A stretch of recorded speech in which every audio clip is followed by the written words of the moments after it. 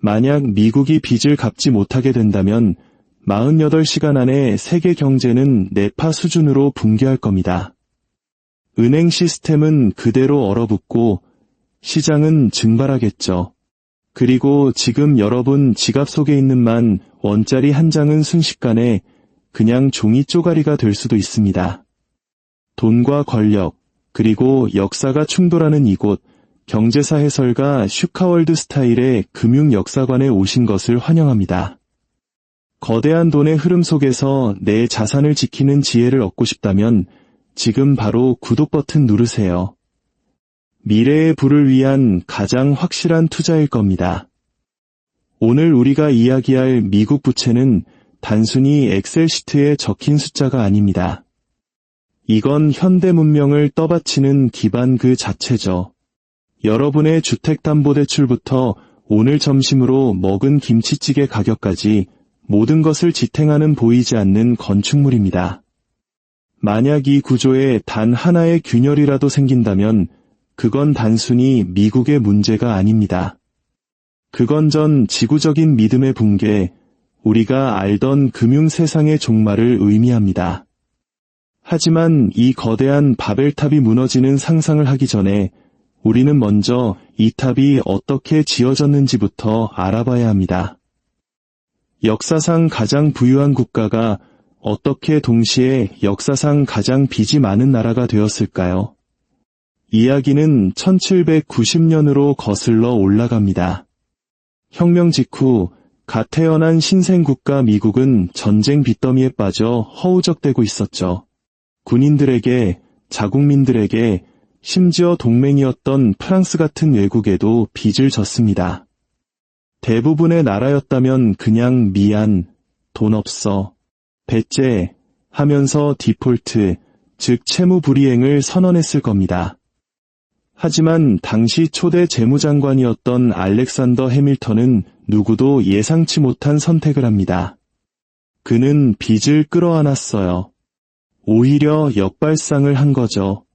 만약 미국이 이 빚을 확실하게 빌리고 또 성실하게 갚는 모습을 보여준다면 이 신용이야말로 신생국가의 가장 강력한 자산이 될 거라고 주장했습니다.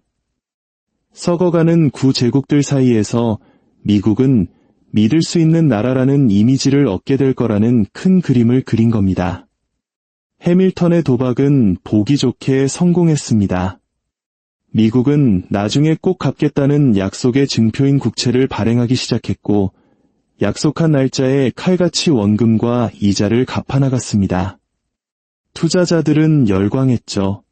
신뢰가 쌓이기 시작했습니다. 당시 금융의 중심지였던 유럽 시장에서 미국 국채는 마치 요즘으로 치면 초우량주처럼 프리미엄 상품으로 거래되었습니다. 미국은 전쟁으로 자유를 얻었을 뿐만 아니라 신용이라는 자산으로 미래를 건설한 겁니다. 그리고 이 믿음은 이후 미국 패권의 기초가 됩니다. 미국의 모든 폭발적인 성장기, 예를 들어 대륙횡단철도를 깔고 산업혁명을 일으키고 대공황을 뉴딜 정책으로 극복하고 제2차 세계대전을 승리로 이끈 그 모든 순간의 자금은 바로 이 빚, 즉 국채 발행을 통해 조달되었습니다. 빚은 더 이상 약점의 상징이 아니었습니다. 미국에게 빚은 성장의 엔진이었죠. 20세기 중반이 되자 이 엔진은 전 세계를 움직이고 있었습니다. 1944년 아직 2차 세계대전의 포화가 채 가시지 않았을 때 44개국 대표들이 미국 뉴햄프셔의 브레튼우즈에 모여 새로운 세계 경제 질서를 설계합니다. 여기서 그들은 역사를 바꾼 아주 단순한 결정을 내리죠. 바로 전 세계 금융 시스템을 미국 달러에 고정시키고 그 달러는 다시 금에 고정시키는 것이었습니다. 이걸 근본이제라고 부르죠. 이 결정으로 인해 이제 세계 모든 주요 통화의 가치는 미국의 약속에 의존하게 되었습니다. 전쟁이 끝난 후 미국은 전 세계금 보유량의 3분의 2, 그리고 세계 공업 생산량의 절반을 차지하는 압도적인 최강국이었습니다. 달러에 대한 신뢰는 절대적이었죠. 다른 나라 정부들은 외환 보유고로 달러를 쌓아두었고 가장 안전한 투자처를 찾을 땐 어김없이 미국 국채를 사들였습니다. 마치 우리나라 사람들이 그래도 부동산이 최고야 하면서 아파트에 투자하는 것처럼 전 세계는 그래도 미국 국채가 최고야 라고 생각했던 겁니다. 미국의 빚은 전 세계인의 안전 예금 통장이 된 셈입니다. 하지만 믿음 위에 세워진 것은 그 무엇도 영원히 안정적일 수 없습니다. 1960년대 후반 미국은 베트남에서 막대한 돈을 쏟아붓는 전쟁을 치르는 동시에 국내에서는 위대한 사회 건설이라는 거대한 복지 프로그램을 진행하고 있었습니다. 금 보유량보다 훨씬 많은 달러가 해외로 빠져나가기 시작했죠. 다른 나라들은 이제 종이돈인 달러 대신 실물인 금으로 바꿔달라고 요구하기 시작했습니다. 미국의 금고는 서서히 비어가고 있었죠. 그러던 1971년 리처드 닉슨 대통령은 20세기 가장 중대한 금융 결정을 내립니다. 바로 달러와 금의 연결고리를 끊어버린 겁니다. 이걸 닉슨 쇼크라고 부릅니다. 하룻밤 사이에 돈은 더 이상 그 어떤 물리적인 실체에도 묶여있지 않게 되었습니다. 돈의 가치는 오로지 신뢰, 즉 미국 정부가 빚을 갚을 것이라는 약속에만 의존하게 된 것이죠. 이 약속이 바로 오늘날 우리가 사는 세상, 즉 부채 본위제 시대를 열었습니다. 더 이상 금이 달러의 가치를 보증하지 않습니다. 대신 미국 국채에 대한 전 세계의 믿음이 그 자리를 대신하게 된 겁니다. 이것은 조용한 혁명이었습니다. 역사상 처음으로 미국은 전 세계가 믿어주기만 한다면 무한한 신용을 창조할 수 있는 능력을 갖게 되었습니다. 마치 신용카드 한도가 무제한인 사람처럼 말이죠. 미국 국채는 지구상에서 가장 안전한 자산이 되었습니다. 리스크가 제로라서가 아니라 모든 사람이 그렇게 취급하기로 합의했기 때문입니다. 은행들은 국채를 담보로 돈을 빌려줬고 연기금은 안정적인 노후 자산을 위해 국채에 의존했으며 각국 중앙은행들은 금고를 미국 국채로 가득 채웠습니다. 그래서 여러분이 미국 국가부채라는 말을 들을 때 그건 단순히 갚아야 할 빚을 의미하는 게 아닙니다. 그건 글로벌 금융 시스템의 핵심 인프라 그 자체를 말하는 겁니다. 세상의 모든 대출, 모든 파생상품, 심지어 여러분의 신용카드 이자율까지 그 모든 것의 가격은 미국 국채금리를 기준으로 결정됩니다. 이 시스템은 아주 단순한 의식에 의존합니다. 오래된 국채의 만기가 돌아오면 미국은 새로운 국채를 발행해서 그 돈으로 갚습니다. 사실상 빚을 갚는 게 아니라 빚을 새로운 빚으로 계속 돌려막는 거죠. 전 지구적 스케일의 카드 돌려막기라고나 할까요? 이 과정이 영원히 계속되는 한 안정이라는 환상은 유지됩니다. 하지만 만약 이 사슬이 끊어진다면, 만약 미국 정부가 단 한 번이라도 이자 지급을 놓친다면 그 환상은 즉시 산산조각 날 겁니다. 미국 국채는 전 세계 은행 시스템을 떠받치는 담보물입니다. 디폴트가 발생한다는 것은 세상에서 가장 안전하다던 무위험 자산이 더 이상 무위험이 아니게 되었다는 뜻입니다. 몇 시간 안에 금융시장의 유동성은 증발할 겁니다. 은행들은 서로를 믿지 못해 돈을 빌려주지 않을 것이고 달러 가치는 수직으로 추락하겠죠. 이런 일은 이미 작은 규모로 일어난 적이 있습니다. 1979년 전산오류로 국채이자 지급이 며칠 늦어진 적이 있었는데 그 즉시 금리가 급등했고 그 충격은 수년간 지속되었습니다. 2011년에는 미 의회가 부채 한도 증액을 놓고 싸우다가 합의에 거의 실패할 뻔했는데 이 사건만으로 역사상 처음으로 미국의 국가 신용 등급이 강등되었습니다. 단지 정치적인 싸움 때문에 몇 주 만에 세계 시장에서 수조 달러가 사라졌습니다. 이건 금융위기가 아니었습니다. 심리적 이기였죠. 왜냐하면 전 세계 경제는 미국은 무슨 일이 있어도 돈을 갚는다는 단 하나의 가정 위에 세워져 있기 때문입니다. 이 가정이 바로 빚을 미국의 가장 강력한 수출품으로 만들었습니다. 다른 나라들은 상품을 팔지만 미국은 약속을 팝니다. 미국이 발행하는 모든 국채는 다른 나라의 외환 보유고가 되고 다른 은행의 안전망이 되며 다른 나라 국민의 노후 연금이 됩니다. 여기에 바로 미국 파워의 위대한 역설이 있습니다. 미국은 빚을 없앨 필요가 없습니다. 오히려 빚을 유지해야만 합니다. 전 세계가 미국의 빚을 원하기 때문이죠. 만약 미국 정부가 이제 빚 다 갚을게 라고 선언한다면 오히려 그들을 지탱하던 시스템 자체가 붕괴할 겁니다. 빚은 더 이상 부채가 아니라 상품인 것입니다. 하지만 아무리 강한 믿음이라도 금이 갈 수 있습니다. 2025년 기준 미국의 국가부채는 38조 달러를 넘어섰습니다. 매년 내는 이자만 해도 1조 달러에 육박하는데 이건 국방비와 거의 맞먹는 금액입니다. 이제는 이미 빌린 돈의 이자를 내기 위해 또 돈을 빌리는 상황에 이른 거죠. 이 기계는 아직 돌아가고 있지만 매년 삐걱거리는 소리가 더 커지고 있습니다. 한편 정치권의 벼랑 끝 전술은 부채 한도를 인질로 만들어버렸습니다. 의회가 디폴트를 하겠다고 으름장을 놓을 때마다 투자자들은 소스라치게 놀랍니다.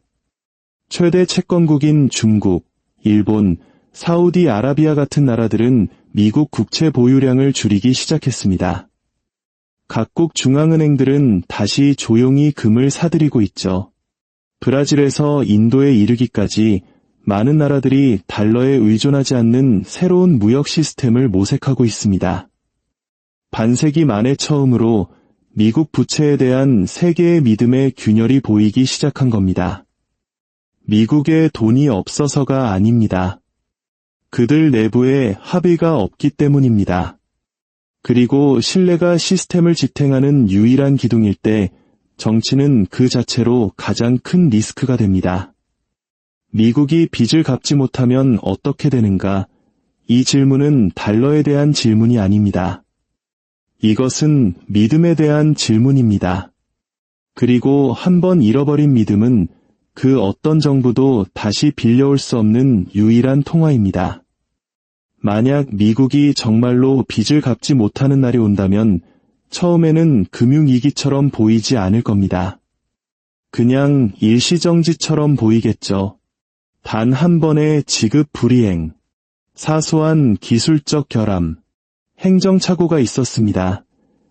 라는 보도자료 하나로 해명될 수 있는 그런 관료주의적 실수처럼 보일 겁니다. 하지만 무대 뒤에서는 모든 금융 알고리즘, 모든 트레이딩 데스크, 모든 중앙은행이 공기의 흐름이 바뀌었음을 감지할 겁니다. 상상할 수 없었던 일이 현실이 되었기 때문이죠. 세상에서 가장 안전한 자산이 더 이상 안전하지 않게 된 순간입니다. 첫 1시간 안에 시장은 얼어붙을 겁니다. 미국 국채는 거의 모든 대출과 거래, 파생상품의 담보가 되는 글로벌 금융의 척추입니다. 이 척추가 부러지면 은행은 대출을 해줄 수 없고 헤지펀드는 돈을 빌릴 수 없습니다. 세계 금융의 배관 시스템이 즉시 멈춰버리는 거죠. 주가는 폭락할 겁니다. 기업들이 돈을 못 벌어서가 아니라 가치 평가의 기초가 되는 미래의 안정성이라는 개념 자체가 사라졌기 때문입니다. 그 후 패닉은 외부로 퍼져나갈 겁니다. 수조 달러의 미국 국채를 보유한 외국 중앙은행들은 자산을 지키기 위해 필사적으로 움직일 겁니다. 투자자들이 금, 유로, 심지어 암호화폐까지 확실해 보이는 모든 자산으로 도피하면서 달러 가치는 붕괴할 겁니다. 금리는 하늘로 치솟겠죠. 신용카드, 주택담보대출, 자동차 할부금리가 하룻밤 사이에 감당할 수 없는 수준으로 오를 겁니다. 일주일 안에 미 정부는 군인 월급, 사회보장연금, 의료비를 지급할 수 없게 될 겁니다. 2주 안에 전 세계 경제는 심장마비 상태에 빠질 겁니다. 하지만 진짜 이야기는 숫자에 관한 것이 아닙니다. 믿음에 관한 것이죠. 미국은 단순히 돈을 찍어내는 게 아니라 신뢰를 찍어내는 나라이기 때문입니다. 그리고 그 신뢰가 깨진다면 지구상의 그 어떤 중앙은행도 그 문제를 해결할 수 없습니다. 역사상 모든 제국은 이 순간을 마주했습니다. 로마에는 데나리우스 은화가 있었고 대영 제국에는 파운드화가 있었죠. 그리고 둘 다 같은 법칙을 발견했습니다. 통화의 수명은 그 뒤에 있는 제국을 사람들이 믿는 동안만 지속된다는 것을요. 그 믿음이 사라지면 가장 단단했던 금속조차 먼지로 변합니다. 미국의 경우 붕괴는 거리에서 시작되지 않을 겁니다. 데이터에서 시작될 겁니다. 거래 터미널에서, 금리 스프레드에서, 암호화된 통화로 조용한 패닉에 빠진 중앙은행 총재들의 대화 속에서 시작되겠죠. 그리고 그 여파는 다른 모든 것으로 퍼져나갈 겁니다. 연기금의 가치가 사라지고 기업들은 직원 월급을 주지 못하고 각국 정부는 더 이상 신뢰할 수 없는 달러와의 관계를 끊기 시작할 겁니다. 전 세계 경제가 미국으로부터 분리되기 시작하는 거죠. 분노 때문이 아니라 생존을 위해서입니다. 누군가는 중국이나 다른 강대국이 달러를 대체할 거라고 상상할지도 모릅니다. 하지만 그렇게 빨리 일어나진 않을 겁니다. 신뢰는 쌓는 데는 수세대가 걸리지만 잃는 데는 한순간입니다. 세계는 새로운 기축통화를 찾지 못할 겁니다. 대신 무엇이 진짜 가치인지 아무도 모르기 때문에 모든 거래 비용이 비싸지는 혼돈의 시대로 진입하게 될 겁니다. 디폴트가 진짜 의미하는 바는 바로 이것입니다. 돈의 끝이 아니라 의미의 끝입니다. 아이러니한 점은 이 재앙이 미국에 현금이 없어서 일어나는 게 아니라는 겁니다. 협력이 없어서 일어나는 거죠. 미국은 마음만 먹으면 1초 만에 빚을 갚을 수 있습니다. 세계의 윤전기를 통제하고 있으니까요. 하지만 정치적 마비가 그 능력을 막는다면, 이념이 기능을 압도한다면 그 결과는 파산과 똑같습니다. 신뢰는 수표가 왜 부도났는지 따지지 않기 때문입니다. 우리는 이미 조기 경보 신호를 받습니다. 2011년 의회가 부채 한도 증액을 거에 거부했을 때 세계 시장은 며칠 만에 수조 달러를 잃었습니다. 2023년 또 다른 대치 상황이 재무부를 벼랑 끝으로 몰았죠. 매번 세계는 눈을 깜빡였고 아무 일도 없었던 척했습니다. 하지만 믿음은 리셋되지 않습니다. 조금씩 깎여나갈 뿐입니다. 역사는 다르게 말합니다. 모든 제국의 말기에는 돈이 신뢰의 대체제가 됩니다. 정부는 세태를 미루기 위해 돈을 찍어내고 빌리고 씁니다. 그러다 결국 그 환상을 유지하는 비용이 너무 비싸지는 순간이 오죠. 통화는 약해지고 인플레이션은 치솟고 마침내 세계는 다른 길을 찾아 떠납니다. 미국은 아직 그 지점에 도달하지 않았습니다. 하지만 로마가 한때 걸었던 은화 대신 신용으로 포장된 그 길을 똑같이 걷고 있습니다. 미국의 디폴트는 한 시대의 종말을 고하는 사건이 될 겁니다. 숫자가 맞지 않아서가 아니라 이야기가 끝났기 때문입니다. 지난 80년간 세계는 미국의 시스템, 즉 그 법률, 제도, 그리고 달러가 어떤 위기보다도 오래 지속될 것이라고 믿었습니다. 그 믿음 덕분에 여러 나라가 평화롭게 무역하고 투자하고 저축할 수 있었습니다. 만약 그 믿음이 죽는다면 그 자리를 대체하는 것은 새로운 질서가 아닐 겁니다. 그냥 소음일 뿐입니다. 제국은 이제 그렇게 끝납니다. 침략이 아니라 분산 투자로, 붕괴가 아니라 무관심으로, 세계는 달러와 싸우지 않을 겁니다. 그저 달러를 필요로 하지 않게 될 뿐입니다. 따라서 미국에 대한 가장 큰 위험은 당장 내일 디폴트를 선언하는 것이 아닙니다. 매년 반복되는 정치 개입과 금융 남용이 결국 믿음의 상실을 불가피하게 만든다는 사실 그 자체입니다. 미국은 무한한 신뢰가 뒷받침하는 무한한 빚이라는 역설 위에 제국을 건설했습니다. 그리고 지금까지는 그 신뢰가 여전히 유효합니다. 하지만 믿음도 남용하면 가치가 떨어지는 법이죠. 만약 언젠가 미국이 정말로 돈을 갚지 못하는 날이 온다면 그들은 단지 채권자들에게만 채무 불이행을 하는 것이 아닙니다. 그들은 역사에 대해 채무 불이행을 하는 겁니다. 한 국가가 영원히 돈을 빌리고 신뢰로 통치하며 이전의 모든 제국이 마주했던 심판의 날을 결코 마주하지 않을 것이라는 그 위대한 약속을 어기는 것이죠. 진실은 단순하고 또 무섭습니다. 세상은 돈으로 돌아가지 않습니다. 신뢰로 돌아갑니다. 그리고 신뢰는 그 어떤 나라도 찍어낼 수 없는 유일한 통화입니다. 오늘 이야기가 새로운 관점을 제시했다면 구독 버튼을 눌러주세요. 역사는 답을 알고 있습니다. 저는 그 답을 어디서 찾아야 할지 알려드리겠습니다.